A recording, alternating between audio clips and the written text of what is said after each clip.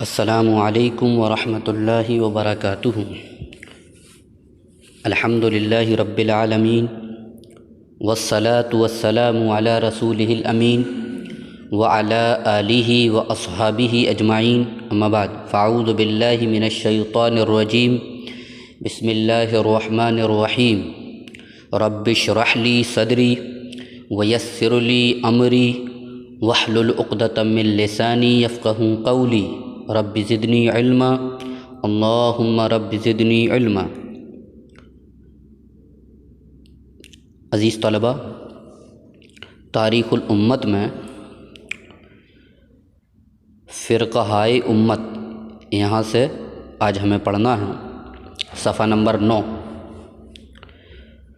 امیر معاویہ کے ہاتھ میں جس وقت زمام خلافت آئی، اس وقت امت کے 3 سیاسی فرقے تھے۔ یعنی امیر معاویہ کے ہاتھ میں جس وقت خلافت آئی، اس وقت امت کے 3 سیاسی فرقے تھے۔ دینی اعتبار سے نہیں، سیاسی اعتبار سے امت کے 3 فرقے تھے اس وقت۔ پہلا تھا شیعہ بنی امیہ، شیعہ مطلب جماعت، بنی امیہ کی جماعت، یعنی بنی امیہ کی جو حمایت کرنے والے تھے وہ لوگ۔ اس میں کل اہل شام اور دیگر دیار و امصار کے لوگ بھی شامل تھے۔ یعنی بنی امیہ کے ساتھ اہل شام اور جو دیگر بستیاں اور شہر تھے آس پاس، وہ لوگ بھی بنی امیہ کے ساتھ تھے۔ شیعہ علی رضی اللہ تعالیٰ عنہ کے حمایتی لوگ، ان کے طرفدار لوگ، اس میں زیادہ تر اہل عراق اور کچھ لوگ مصر کے بھی تھے۔ لیکن ان کا عقیدہ یہ تھا کہ امامت کا حق صرف حضرت علی رضی اللہ تعالیٰ عنہ کو اور ان کے بعد ان کی اولاد کو حاصل ہے۔ تیسرا فرقہ تھا خوارج کا۔ یہ سابقہ دونوں جماعتوں کو دین سے خارج اور ان کے خون کو حلال سمجھتے تھے۔ دونوں جو اوپر جماعتیں ہیں، فرقے ہیں، شیعہ بنی امیہ، شیعہ علی، ان دونوں جماعتوں کو یہ لوگ خوارج دین سے خارج تصور کرتے تھے اور ان کے خون بہانے کو حلال سمجھتے تھے، اور اپنے عقیدے میں نہایت سخت اور خون ریزی اور جنگ میں بہت بے باک تھے۔ اپنے عقیدے میں بہت سخت تھے اور خون ریزی، خون بہانے میں اور جنگ کرنے میں بہت بے باک تھے۔ ان کا عقیدہ کیا تھا؟ خوارج کا عقیدہ کیا تھا؟ خوارج کے کفریہ عقائد اور مسلمانوں کے خلاف ان کے انتہا پسندانہ، ظالمانہ اور متعصبانہ رویے کو بیان کرتے ہوئے علامہ ابن تیمیہ رحمۃ اللہ علیہ نے لکھا ہے، خوارج ایسے لوگ تھے جن کی صفت حضور نبی اکرم صلی اللہ علیہ وسلم نے یہ بیان کی تھی کہ وہ اہل اسلام سے لڑیں گے اور بت پرستوں سے صلح رکھیں گے۔ انہوں نے علی بن ابی طالب رضی اللہ تعالی عنہ، حضرت عثمان بن عفان رضی اللہ تعالی عنہ اور ان کا ساتھ دینے والوں کی تکفیر کی، اور حضرت علی رضی اللہ تعالیٰ عنہ کے خون کو مباح قرار دیتے ہوئے انہیں شہید کیا۔ چنانچہ حضرت علی رضی اللہ تعالیٰ عنہ عبد الرحمن بن ملجم المرادی نے شہید کیا، جو کہ خارجیوں میں سے تھا۔ یہ اور اس کے علاوہ دیگر خوارج بہت عبادت گزار تھے، لیکن حقیقت میں وہ حکمت دین سے نابلد تھے، کیونکہ انہوں نے سنت اور جماعت کو چھوڑ دیا تھا۔ ان کے عقیدے کے مطابق انسان مومن ہوگا یا کافر، لہذا ان کے نزدیک مومن وہ ہے جو تمام واجبات پر عمل کرے اور تمام محرمات کو ترک کرے۔ جو ایسا نہیں کرتا وہ کافر اور جہنمی ہے۔ پھر انہوں نے ہر اس شخص کی بھی اسی طرح تکفیر کرنا شروع کر دی جس نے ان کی باتوں کی مخالفت کی۔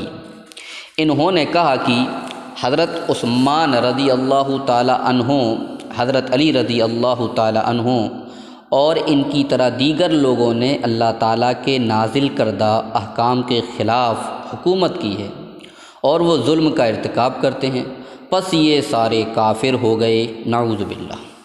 اگر خوارج کے عقائد اور ان کی خصوصیات کا بغور مطالعہ کیا جائے تو یہ ثابت ہوگا کہ خوارج نے نہ صرف سنت نبوی صلی اللہ علیہ وسلم سے بغاوت کی بلکہ مسلمانوں کا خون بہانا بھی جائز قرار دیا۔ یہ خوارج کے بعض عقائد تھے۔ امیر معاویہ رضی اللہ تعالیٰ عنہ کو بھی حضرت علی رضی اللہ تعالیٰ عنہ کی طرح خوارج کے معاملے میں بڑی دشواری پیش آئی، کیونکہ اس جماعت کو اپنے عقیدے میں سخت غلو تھا اور اس پر ہر وقت جان دینے کو تیار رہتی تھی۔ یہ جماعت خوارج کی ہر وقت اپنے عقیدے پر جان دینے کے لیے تیار رہتی تھی اور اپنے عقیدے کے تعلق سے لڑنا، خون ریزی کرنا اس کے لیے کوئی بڑی بات نہیں تھی۔ جب کوفہ میں امیر معاویہ کے ہاتھ پر بیعت ہوئی تو فروا بن نوفل اشجعی 500 خارجیوں کو لے کر علانیہ مخالفت کے لیے نکلا اور مقام نخیلہ میں ٹھہرا۔ اس کے مقابلے کے لیے شامی فوج کا ایک دستہ آیا لیکن شکست کھا گیا۔ امیر معاویہ نے اہل کوفہ سے کہا کہ یہ لوگ تمہارے ہی قبیلے کے ہیں، جا کر ان کو سمجھاؤ اور واپس لاؤ۔ امیر معاویہ نے سوچا کہ یہ جو لوگ ہیں خوارج اور جن کا سردار فروا بن نوفل اشجعی ہے اور یہ سب کوفی ہیں، تو انہوں نے اہل کوفہ سے کہا، امیر معاویہ رضی اللہ تعالیٰ عنہ نے، کہ یہ لوگ تمہارے ہی قبیلے کے ہیں، جاؤ اور ان کو اچھی طرح سمجھاؤ اور واپس لے کر آؤ۔ کوفہ کے لوگ گئے، ہر چند ان کو واپس لانے کی کوشش کی لیکن کچھ بھی کارگر نہ ہوئی۔ کوفہ کے لوگ حضرت امیر معاویہ رضی اللہ تعالیٰ عنہ کے فرمان کے مطابق ان کو لینے کے لیے گئے، ان کو ہر چند سمجھانے کی کوشش کی لیکن ساری کوششیں بیکار ہوئیں، بے اثر ہوئیں، ان کو کوئی بات سمجھ نہ آئی۔ خوارج نے کہا کہ معاویہ ہمارے اور تمہارے دونوں کے دشمن ہیں، ہم کو ان کے ساتھ لڑنے دو، اگر ہم نے فتح کر لیا تو ایک متفقہ دشمن تباہ ہوا، نہیں تو ہم خود فنا ہو جائیں گے۔ جب بعض اہل کوفہ خوارج کے پاس گئے سمجھانے کے لیے تو خوارج نے کہا کہ معاویہ ہمارے بھی اور تمہارے بھی دشمن ہیں، اس لیے تم ہم لوگوں کو ان سے لڑنے دو، جب ہم ان سے لڑیں گے، جنگ کریں گے، اگر ہم نے فتح پا لی، اگر ہم ان پر قابض ہو گئے، ان پر ہم نے قابو پا لیا تو ایک متفقہ دشمن جو تمہارا بھی ہے ہمارا بھی ہے وہ تباہ ہو جائے گا، وہ ختم ہو جائے گا، نہیں تو ہم خود فنا ہو جائیں گے۔ قبیلہ اشجع نے فروا کو زبردستی پکڑ کر باندھ لیا اور اپنے ساتھ کوفہ میں لے آئے۔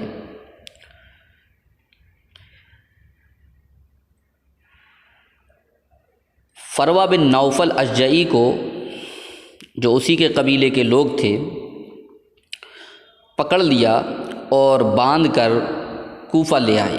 خوارج نے اس کے بجائے عبداللہ بن ابی الحوصہ کو اپنا سردار بنا لیا۔ خوارج نے فروا بن نوفل اشجعی کے جانے کے بعد، اس کے پکڑے جانے کے بعد، گرفتار ہو جانے کے بعد عبداللہ بن ابی الحوصہ کو اپنا سردار بنا لیا۔ کوفیوں نے ان کے ساتھ لڑائی کی، عبداللہ مارا گیا۔ اس کے بجائے حوصرہ اسدی خارجیوں کا رئیس ہوا، اس کے بعد خارجیوں کا رئیس حوصرہ اسدی بن گیا، اس کے ساتھ کل 150 لوگ تھے۔ امیر معاویہ نے ابو حوصرہ کو بھیجا کہ تم جا کر اپنے بیٹے کو سمجھاؤ۔ حوصرہ کو سمجھانے کے لیے امیر معاویہ نے ابو حوصرہ یعنی اس کے والد کو بھیجا کہ جا کر اپنے بیٹے کو سمجھاؤ کہ اس طرح بغاوت کا راستہ نہ اختیار کرے۔ امیر محترم کی وہ بات مان لے، لیکن وہ گئے، ان کی فہمائش کا حوصرہ پر کچھ اثر نہ ہوا، ان کے سمجھانے بجھانے کا حوصرہ پر کوئی اثر نہ ہوا۔ آخر میں انہوں نے کہا کہ اب میں تیرے بچے کو لاتا ہوں، جب تو اسے دیکھے گا تو اس کی محبت کی وجہ سے اس بغاوت سے باز آ جائے گا۔ ابو حوصرہ نے اپنے بیٹے سے کہا کہ میں تیرے بچے کو یعنی اپنے پوتے کو تیرے سامنے لے کر آتا ہوں، اور جس کی محبت کی وجہ سے تیرے اندر اطاعت و فرما برداری کا جذبہ پیدا ہو جائے گا، یا تو ڈر جائے گا اور اس کی محبت کی وجہ سے بغاوت سے باز آ جائے گا۔ تو حوصرہ نے اس کے جواب میں کیا کہا؟ حوصرہ نے کہا کہ میں اپنے بچے کی بنسبت راہ حق میں اس نیزے کی انی کا زیادہ شائق ہوں جو میرے جگر سے پار ہو جائے اور جس کے زخم سے تڑپ تڑپ کر جان دے دوں۔ حوصرہ نے اپنے باپ کو جواب دیا کہ بچے کی بنسبت، اپنے اس بچے کی بنسبت میں اس بات کا زیادہ شوقین ہوں، شائق ہوں کہ نیزے کی انی، نیزے کی نوک میرے جگر سے پار ہو جائے اور اس نیزے کے لگنے کی وجہ سے مجھے جو زخم آئے گا اس سے تڑپ تڑپ کر جان دے دوں۔ ابو حوصرہ نے یہ تمام کیفیت آ کر امیر معاویہ کو سنائی۔ انہوں نے کہا کہ اس کا سودا بہت بڑھ گیا ہے، یعنی ابو حوصرہ سے کہا کہ تمہارے بیٹے کا سودا بہت زیادہ بڑھ گیا ہے، بہت بڑی بڑی باتیں کر رہا ہے۔ اس کے بعد کوفہ سے ایک فوج اس کے مقابلے کے لیے بھیجی۔ امیر معاویہ نے ایک فوج بھیجی حوصرہ کے مقابلے کے لیے۔ حوصرہ نے ان سے کہا کہ ظالموں، کل تک تم معاویہ کو باغی سمجھ کر ان کے خلاف جنگ کرنے کے لیے تیار تھے، اور آج ان کی خلافت کو قائم کرنے کے لیے تلوار اٹھائی، اللہ تم سے سمجھے۔ تو جب لوگ ابو حوصرہ کے سامنے پہنچے جنگ کرنے کے لیے تو حوصرہ نے کہا اپنے مد مقابل سے کہ کل تک تم امیر معاویہ کی خلافت کو تسلیم نہیں کرتے تھے، اور آج تم ان کی خلافت قائم کرنے کے لیے مجھ سے لڑ رہے ہو اور تم نے تلوار اٹھائی ہے، اللہ تمہیں سمجھے۔ حوصرہ کے مقابلے میں خود ان کے باپ گئے۔ اس نے کہا کہ بہتر یہ ہے کہ آپ کسی اور سے مقابلہ کیجیے، یعنی حوصرہ نے اپنے باپ سے مقابلہ کرنے کے لیے اس نے منع کر دیا اور وہ تیار نہیں ہوا۔ یہ کہہ کر وہ دوسرے کوفیوں پر حملہ آور ہوا۔ بنی طے کے ایک شخص نے اس کو قتل کر ڈالا، لیکن جب دیکھا کہ اس کی پیشانی پر سجدے کا گہرا داغ ہے تو وہ بہت پچھتایا اور افسوس کیا۔ بنی طے کے ایک شخص نے ابو حوصرہ کو قتل کر دیا، لیکن بعد میں دیکھا کہ پیشانی پر سجدے کا گہرا داغ ہے۔ چونکہ خوارج صوم و صلات کے بہت زیادہ پابند ہوا کرتے تھے، تہجد گزار ہوا کرتے تھے، اس لیے اس کی پیشانی پر سجدے کا داغ تھا، لیکن قتل کرنے والے کو بعد میں یہ افسوس ہوا کہ یہ نمازی آدمی ہے، تہجد گزار ہے، تو اس کو بہت افسوس ہوا۔ خوارج کی جماعتیں اسی طرح سلسلہ وار نکلنے لگیں، یک کے بعد دیگریں جماعتیں سر اٹھانے لگیں اور لوگ جو ہے باغی ہونے لگے، یہاں تک کہ تمام عراق پر ان کا خوف چھا گیا۔ امیر معاویہ نے یہ مناسب سمجھا کہ اس صوبے میں آزمودہ کار مدبروں کو والی مقرر کریں۔ امیر معاویہ نے سوچا کہ اس طرح سلسلہ وار یکے بعد دیگریں جماعتیں نکل رہی ہیں اور بغاوت کر رہی ہیں کہ اب مناسب ہے، بہتر یہ ہے کہ اس صوبے میں جو تجربے کار لوگ ہوں، عقل مند لوگ ہوں، ان کو والی مقرر کیا جائے، تاکہ حسن سیاست سے، بہترین سیاست سے اس قسم کی شورشوں کا